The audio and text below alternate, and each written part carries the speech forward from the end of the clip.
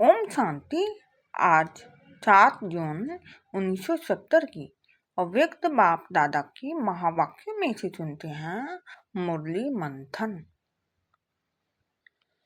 मुरली का सार है दिव्य मूर्त बनने की विधि। बाबा ने कहा संकल्पों को कैच करने की प्रैक्टिस होगी तो संकल्प रहित भी सहज बन सकेंगे। बाबा ने कहा हर एक के संकल्पों को रीड करने की प्रैक्टिस होगी तो व्यर्थ संकल्प ज़्यादा नहीं चलेंगे और सहज ही एक संकल्प में एक स्थिति में 1 सेकंड में स्थित हो जाएंगे। बाबा ने कहा जितना जितना अव्यक्त भाव में स्थित होंगे उतना हर एक के भाव को सहज समझ जाएंगे। बाबा ने कहा अव्यक्त स्थिति एक दर्पण है। जब आप अव्यक्त स्थिति में स्थित होते हो तो कोई भी व्यक्ति की भाव अव्यक्त स्थिति रूपी दर्पण में बिल्कुल स्पष्ट देखने में आएगा, फिर मेहनत नहीं करनी पड़ेगी। बाबा ने कहा जितनी जितनी अव्यक्त स्थिति होती है वह दर्पण साफ और शक्तिशाली होता है, इतना ही बहुत सहज और 1-2 के भाव को स्पष्ट समझ सकते हैं। बाबा ने कहा अव्यक्त रूपी दर्पण को साफ और स्पष्ट करने के लिए 3 बातें आवश्यक है, सरलता, श्रेष्ठता और सहनशीलता। 3 बातें कौन सी हैं? सरलता, श्रेष्ठता और सहनशीलता। बाबा ने कहा इनमें से अगर एक भी बात की कमी है तो दर्पण पर भी कमी का दाग दिखाई पड़ेगा। इसलिए जो भी कार्य करते हो हर कार्य में 3 बातें चेक करो। 3 बातें हैं सरलता, श्रेष्ठता और सहनशीलता। बाबा ने कहा सभी प्रकार की सरलता भी हो, सहनशीलता भी हो और श्रेष्ठता भी हो, साधारणपन भी न हो। साधारणपन को श्रेष्ठता में बदली करो और हर कार्य में सहनशीलता को सामने रखो और अपने चेहरे पर वाणी पर सरलता को धारण करो। फिर देखो सर्विस व कर्तव्य की सफलता कितनी श्रेष्ठ होती है। बाबा ने कहा कोई भी बात हो पहले हाँ जी कहना दूसरे के संस्कार को सरल बनाने का साधन है। बाबा ने कहा आप सभी का कर्म भविष्य का लॉ है। जो लॉ मेकर होते हैं वह सोच समझकर शब्द निकालते हैं क्योंकि उनका एक एक शब्द भविष्य के लिए लॉ बन जाता है। बाबा ने कहा अगर विधाता ही याद रहे तो विधि और विधान दोनों ही साथ स्मृति में रहेगा। विधाता की याद में रहने से विधि और विधान दोनों साथ रहते हैं। विधाता को भूलने से कभी विधान छूट जाता है तो कभी विधि छूट जाती है। जब दोनों साथ रहेंगे तो सफलता गले का हार बन जाएगी। बाबा ने कहा कुमारियों का पेपर तो अब लेना है। साहस को प्रत्यक्ष रूप में लाने के लिए साहस में बहुत बहुत शक्ति भरनी है।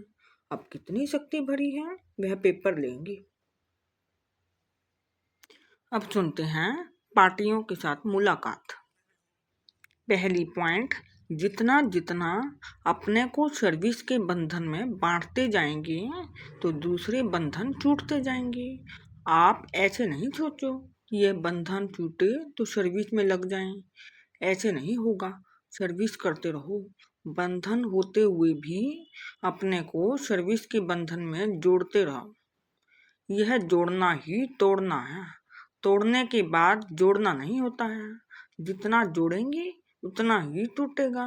जितना अपने को सर्विस में सहयोगी बनाएंगे उतना ही प्रजा आपकी सहयोगी बनेगी। कोई भी कारण हो तो उनको हल्का छोड़कर पहले सर्विस के मौके को आगे रखो। कर्तव्य को पहले रखना होता है। कारण होते जाएंगे लेकिन कर्तव्य के बल से कारण ढीले पड़ जाएंगे। सेकंड पॉइंट माताओं के जो संगठन बने हुए हैं उनमें घुस जाओ। मेंबर बनने से फिर कईयों को आप समान बनाने का चांस मिलेगा। संपर्क में आने से ही चांस मिलेगा। अभी माताओं की संस्थाओं में आप लोगों का नाम वाला नहीं हुआ है। पहले गुप्त वेश में पांव रखो, फिर वह तुम्हारी बन जाएंगी। भटकी हुई माताओं को राह बतानी है, तो फिर माताएं जो बेचारी सितम सहन करती हैं, उन्हों को भी आप बचा सकेंगी। कई माताएं सहारा चाहती हैं, उन्हों को सहारा मिल जाएगा। तो यह सर्विस कर कमाल कर दिखाओ, फिर देखो कितने हैंड मिलते हैं। बहुत समय की यह प्रैक्टिकल में ये बात लानी है। जैसे एक शरण देते हैं ना, वह है अनाथ आश्रम, तो यह तो सनाथ आश्रम है ना। अच्छा, थर्ड पॉइंट, अव्यक्त स्थिति का अनुभव होता है। एक सेकंड भी अव्यक्त स्थिति का अनुभव होता है तो उसका असर काफी समय तक रहता है। अव्यक्त स्थिति का अनुभव पावरफुल होता है। जितना हो सके उतना अपना समय व्यक्त भाव से हटाकर अव्यक्त स्थिति में रहना है। अव्यक्त स्थिति में सर्व संकल्प सिद्ध हो जाएंगे। इनमें मेहनत कम और प्राप्ति अधिक होती है, और व्यक्त स्थिति में स्थित होकर पुरुषार्थ करने में मेहनत अधिक और प्राप्ति कम होती है। फिर चलते चलते उलझन और निराशा आती है। इसलिए अव्यक्त स्थिति से स्वर प्राप्ति का अनुभव बढ़ाओ। अव्यक्त मूर्त को सामने देख समान बनने का प्रयत्न करना है। जैसे बाप वैसे बच्चे, यह स्लोगन याद रखो। अंतर न हो, अंतर को अंतर्मुख होकर मिटाना है। बाप कब निराश होते हैं? परिस्थितियों से घबराते हैं। तो बच्चे फिर क्यों घबराते हैं? ज्यादा परिस्थितियों को सामना करने का साकार सबूत भी देखा, कभी उनका घबराहट का रूप देखा। सुनाया था ना कि सदैव यह याद रखो कि स्नेह में संपूर्ण होना है। कोई मुश्किल नहीं है, स्नेही को शुद्ध बुद्ध रहती है। जब अपने आप को मिटा ही दिया तो फिर यह मुश्किल क्यों? मिटा दिया ना, जो मिट जाते हैं वह जल जाते हैं। जितना अपने को मिटाना उतना ही अव्यक्त रूप से मिलना। मिटना कम तो मिलना भी कम। अगर मेले में भी कोई मिलन न मनाए तो मेला समाप्त हो जाएगा। फिर कब मिलन होगा? स्नेह को समानता में बदली करना है। स्नेह को गुप्त और समानता को प्रत्यक्ष करो। यह इन सभी समाया हुआ है, सिर्फ प्रत्यक्ष करना है। अपने कल्प पहले के समाये हुए संस्कारों को प्रत्यक्ष करना है। कल्प पहले की अपनी सफलता का स्वरूप याद आता है ना। अभी सिर्फ समाये हुए को प्रैक्टिकल प्रत्यक्ष रूप में लाओ। सदैव अपनी संपूर्णता का स्वरूप और भविष्य 21 जन्मों का रूप सामने रखना है। कई लोग अपने घर को सजाने के लिए अपने बचपन से लेकर अपने भिन्न भिन्न रूपों का यादगार रखते हैं।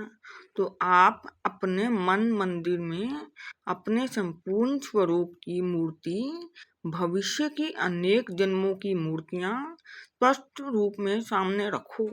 फिर और कोई तरफ संकल्प नहीं जाएगा। समीप रतन के लक्षण क्या हैं? जो जिसके समीप होते हैं उतना संस्कारों में भी समानता होती है। तो बाप दादा के समीप अर्थात लक्षण के नजदीक आओ। जितना चेक करेंगे उतना जल्दी चेंज होंगे। आदि स्वरूप को स्मृति में रखो। सतयुग आदि का और मर्जीवा जीवन के आदि रूप को स्मृति में रखने से मध्य समा जाएगा। स्नेही हो व सहयोगी भी हो। जिससे स्नेह होता है उनको रिटर्न में क्या दिया जाता है? स्नेह का रिटर्न है सहयोग। वह कब देंगे? जैसे बाप सर्वसमर्थ है तो बच्चों को भी मास्टर सर्वसमर्थ बनना है। विनाश के पहले अगर स्नेह के साथ सहयोगी बनेंगे तो वर्षे के अधिकारी बनेंगे। विनाश के समय भल सभी आत्माएं पहचान लेंगी लेकिन वर्षा नहीं पा सकेंगी, क्योंकि सहयोगी नहीं बन सकेंगी। फोर्थ पॉइंट, कर्म बंधन शक्तिशाली है या यह ईश्वरीय बंधन। ईश्वरीय बंधनों को अगर तेज करो तो कर्म बंधन आपे ही ढीले हो जाएंगे। बंधन से ही बंधन कटता है। जितना ईश्वरीय बंधन में बंधेंगे उतना कर्म बंधन से छूटेंगे। जितना वह कर्म बंधन पक्का है उतना ही यह ईश्वरीय बंधन को भी पक्का करो तो वह बंधन जल्दी कटेगा। फिफ्थ पॉइंट, बिंदु रूप में अगर ज्यादा नहीं टिक सकते तो इसके पीछे समय न गवाओ। बिंदु रूप में तब टिक सकेंगे जब पहले शुद्ध संकल्प का अभ्यास होगा। अशुद्ध संकल्पों को शुद्ध संकल्पों से हटाओ। जैसे कोई एक्सीडेंट होने वाला होता है, ब्रेक नहीं लगती तो मोड़ना होता है। बिंदु रूप है ब्रेक। अगर वह नहीं लगता तो व्यर्थ संकल्पों से बुद्धि को मोड़कर शुद्ध संकल्पों में लगाओ। कभी कभी ऐसा मौका होता है जैसे बचाव के लिए ब्रेक नहीं लगाई जाती है, मोड़ना होता है।